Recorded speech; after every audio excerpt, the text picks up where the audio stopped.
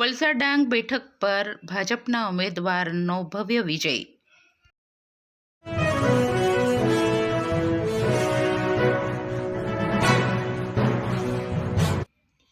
વલસાડ ડાંગ લોકસભા બેઠક પર ભાજપના ઉમેદવાર ધવલભાઈ પટેલે 2 લાખ કરતાં પણ વધુ મતોથી ભવ્ય વિજય મેળવી વલસાડ ડાંગ લોકસભા બેઠક પર ભગવો લહેરાવ્યો છે।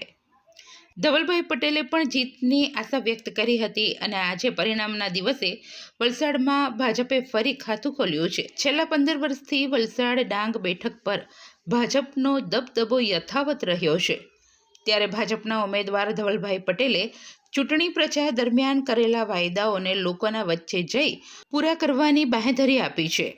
વલસાડ ડાંગ બેઠકના 24 રાઉન્ડની મતગણતરી પૂર્ણ થઈ છે, ત્યારે ધવલભાઈ પટેલને 2,13,625 મતોથી જીત મળી છે।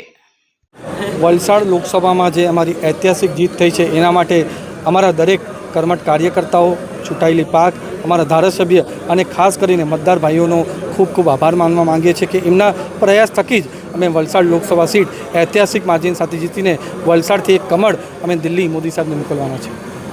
બીજું આપણે કાયમ જે કહેવત સાર્થક થાય છે કે વલસાડની જીત માટે જી, વલસાડ લોકસભા સીટ એ બેરોમીટર સીટ તરીકે જાણી જાય છે। જે વલસાડ લોકસભા સીટે છે એ જ કેન્દ્રમાં પણ સરકાર બનાવે છે અને આ વખતે પણ 2024માં આ ઇતિહાસનું પુનરાવર્તન થવાનું છે। વલસાડ લોકસભા સીટ અમે જીતી ગયા છે, એ રીતે જ મોદી સાહેબ પણ ત્રીજી વાર પ્રધાનમંત્રી બનવા જઈ રહ્યા છે। શ્રેય કોને આપે છે તમે? અમારા દરેક કાર્યકર્તાઓને આનું શ્રેય જાય છે, અમારી ચૂંટાયેલી પાક, અમારા ધારાસભ્ય અને ખાસ કરીને મતદાર ભાઈઓને આનું પૂરેપૂરું શ્રેય જાય છે।